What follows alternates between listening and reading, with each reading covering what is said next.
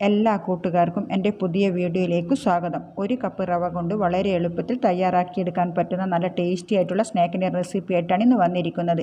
എന്നാൽ നമുക്കിത് വേഗം എങ്ങനെയാണ് തയ്യാറാക്കിയെടുക്കുന്നതെന്ന് നോക്കാം. ഇതുണ്ടാക്കിയെടുക്കാനായിട്ട് ആദ്യം തന്നെ മിക്സിയുടെ ജാറിലേക്ക് അരക്കപ്പ് വറുത്ത നിലക്കടല ഇട്ട് കൊടുത്തിട്ട് നമുക്കിതൊന്ന് പൊടിച്ചെടുത്തതിന് ശേഷം മാറ്റിവെക്കാം. ഞാനിതിപ്പം ചെറിയ തരിയോട് കൂടിയാണ് പൊടിച്ചെടുത്തിട്ടുള്ളത്. ഇനി ഒരു പാൻ അടുപ്പത്ത് വെച്ചിട്ട് 1.5 ടേബിൾ സ്പൂൺ നെയ്യാണ് ചേർത്ത് കൊടുക്കുന്നത്. ഇനി ഇതിലേക്ക് 1 കപ്പ് റവ ഇട്ട് കൊടുക്കുക. ഞാനിവിടെ നല്ല നേർത്ത റവയാണ് എടുത്തിരിക്കുന്നത്. തടിച്ച റവയാണെങ്കിൽ മിക്സിയുടെ ജാറിലിട്ടൊന്ന് പൊടിച്ചെടുത്താൽ മതി. ഇനി ഇതാദ്യം നെയ്യിൽ നല്ല പോലെ ഒന്ന് വറുത്തെടുക്കുക. അതിൻ്റെ കളറൊക്കെ മാറി നല്ല ലൈറ്റ് ഗോൾഡൻ ബ്രൗൺ കളറാകും. ആ ഒരു സമയം വരെയാണ് നമ്മളിത് വറുത്തെടുക്കേണ്ടത്. നിങ്ങൾ വറുത്ത റവയാണ് എടുക്കുന്നതെങ്കിൽ നെയ്യിൽ ഇതുപോലെ ഒന്ന് വറുത്തെടുക്കുന്നതായിരിക്കും നല്ലത്. അപ്പോൾ നല്ലൊരു ഫ്ലേവർ കിട്ടാൻ സഹായിക്കും. അതുപോലെ തന്നെ നമുക്ക് കറക്റ്റ് പാകത്തിന് തയ്യാറാക്കിയെടുക്കാനും പറ്റും. അപ്പോൾ ഇത് കണ്ടില്ലേ, ഇത് ലൈറ്റ് ഗോൾഡൻ ബ്രൗൺ കളറായിട്ടുണ്ട്. ഇത്ര തന്നെ മതിയാകും. ഈ ഒരു സമയം വരെ ലോ ടു മീഡിയം ഫ്ലെയിമിൽ വെച്ചിട്ട് നല്ല പോലെ നമ്മളിതൊന്ന് വറുത്തെടുക്കുക. ഇനി ഇത് വേറൊരു പാത്രത്തിലേക്ക് മാറ്റി വെക്കാം. ഇനി അതേ സെയിം പാനിലേക്ക് തന്നെ 1 കപ്പ് തേങ്ങ ചിരവിയതാണ് ചേർത്ത് കൊടുക്കുന്നത്. ഈ ഒരു തേങ്ങ നമുക്ക് ചെറുതായിട്ടൊന്ന് മൂപ്പിച്ചെടുക്കുകയാണ് വേണ്ടത്. നമ്മൾ ഇതുപോലെ തേങ്ങയൊക്കെ മൂപ്പിച്ചെടുത്തിട്ട് പലഹാരത്തിൽ ചേർക്കുകയാണെങ്കിൽ 1-2 ആഴ്ചയോളം പുറമേ വെച്ചാലും നമുക്ക് കേടുകൂടാതെ ഇരുന്നോളും. എന്നാൽ തേങ്ങയുടെ കളറൊന്നും മാറേണ്ട ആവശ്യമില്ല. അതിലെ വെള്ളത്തിൻ്റെ അംശമൊക്കെ ഒന്ന് മാറ്റിയെടുത്താൽ മാത്രം മതിയാകും. ഇപ്പോൾ കണ്ടില്ല, ഇത് നന്നായിട്ട് ഡ്രൈ ആയിട്ട് വന്നിട്ടുണ്ട്. തേങ്ങയുടെ കളറൊന്നും മാറിയിട്ടില്ല. ഈ ഒരു പാകമാകുമ്പോൾ നമുക്കിതും വേറൊരു പാത്രത്തിലേക്ക് മാറ്റി വെക്കാം. ഇനി നമുക്ക് ആവശ്യമായിട്ടുള്ളത് ശർക്കരയാണ്. ഞാനിപ്പോൾ 1 കപ്പ് പൊടിച്ച ശർക്കരയാണ് എടുത്തിരിക്കുന്നത്. അതിലേക്ക് 1/2 കപ്പ് വെള്ളം ഒഴിച്ചു കൊടുത്ത് നമുക്കിതൊരു ശർക്കര പാനിയാക്കി എടുക്കാം. ഇതിപ്പം പാകത്തിനുള്ള മധുരമായിരിക്കും. നിങ്ങൾക്ക് മധുരം കൂടുതൽ വേണമെങ്കിൽ ഒരു 1/2 കപ്പും കൂടി ചേർത്ത് കൊടുത്താൽ മതി. മധുരമൊക്കെ നിങ്ങളുടെ ഇഷ്ടത്തിനനുസരിച്ച് ചേർത്ത് കൊടുത്തോളൂ. ഇപ്പം നമ്മുടെ ശർക്കരയൊക്കെ നല്ലതുപോലെ തിളച്ച് നന്നായിട്ട് അലിഞ്ഞു വന്നിട്ടുണ്ട്. ഈ ഒരു സമയത്ത് നിങ്ങളുടെ ശർക്കരയിൽ അഴുക്കുണ്ടെങ്കിൽ അരിച്ചെടുത്തോളൂ. ഞാനെടുത്ത ശർക്കരയിൽ അഴുക്കില്ലാത്തത് കൊണ്ട് അരിച്ചെടുക്കുന്നില്ല. ഇനി ഇതിലേക്ക് നേരത്തെ വറുത്ത് വെച്ചിരിക്കുന്ന തേങ്ങ ചേർത്ത് കൊടുക്കുക.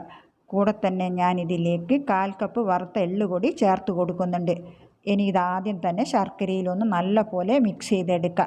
ആ ഒരു തേങ്ങയിൽ ശർക്കര നന്നായിട്ടൊന്ന് പിടിച്ചിരിക്കാൻ വേണ്ടി ഏകദേശം ഒരു 30 സെക്കൻഡോളം നമുക്കിതൊന്ന് വേവിച്ചെടുക്കാം.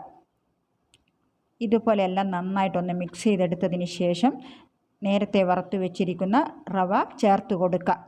എന്നിട്ട് നന്നായിട്ട് തന്നെ മിക്സ് ചെയ്തെടുക്കുക. ഞാൻ ലോ ടു മീഡിയം ഫ്ലെയിമിൽ വെച്ചിട്ട് തന്നെയാണ് ഈ കുക്കിംഗ് ചെയ്തിരിക്കുന്നത്. റവ ചേർത്ത് കൊടുത്ത് ഒട്ടും കട്ടകളില്ലാതെ നല്ല പോലെ ഒന്ന് മിക്സ് ചെയ്തെടുക്കുക. കുറച്ച് സമയം കഴിയുമ്പോഴേക്കും നമുക്കിത് നന്നായിട്ട് മിക്സായിട്ട് വന്നോളൂ. അതുപോലെ തന്നെ റവ ആയതുകൊണ്ട് ഇതിലെ വെള്ളപ്പറ്റൊക്കെ നമുക്ക് നന്നായിട്ട് മാറി വന്നോളൂ. ഇതുപോലെ ഒന്ന് മിക്സ് ചെയ്തെടുത്തതിന് ശേഷം ഇനി ഇതിലേക്ക് നമ്മൾ നേരത്തെ പൊടിച്ച് വെച്ചിരിക്കുന്ന നിലക്കടല ചേർത്ത് കൊടുക്കുക. കൂടെ തന്നെ നല്ലൊരു ഫ്ലേവറിന് വേണ്ടിയിട്ട് 1/4 ടീസ്പൂൺ ഏലക്ക പൊടിച്ചതും കൂടി ചേർത്ത് കൊടുക്കുന്നുണ്ട്.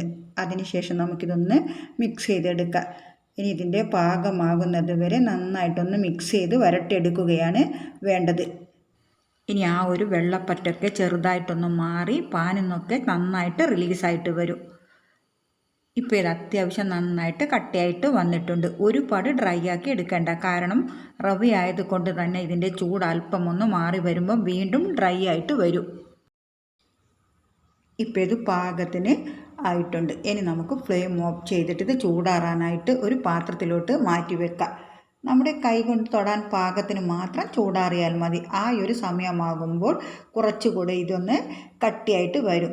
ഇനി നമുക്കിത് ഉരുട്ടിയെടുക്കാം. ഇതിപ്പം ഞാൻ കൈനെ കൊണ്ട് തൊടാൻ പാകത്തിന് മാത്രം ചൂടുള്ളപ്പോഴാണ് ഉരുട്ടിയെടുക്കുന്നത്.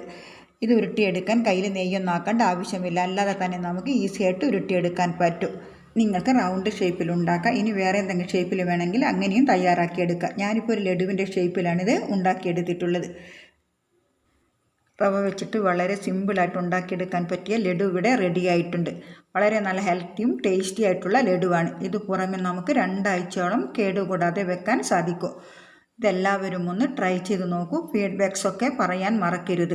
വീഡിയോ ഇഷ്ടമായാൽ ലൈക്കും ഷെയറൊക്കെ ചെയ്യാൻ മറക്കല്ലേ. ഇനി നമുക്ക് വീണ്ടും നല്ലൊരു റെസിപ്പിയായിട്ട് കാണാം. Okay, thanks for watching.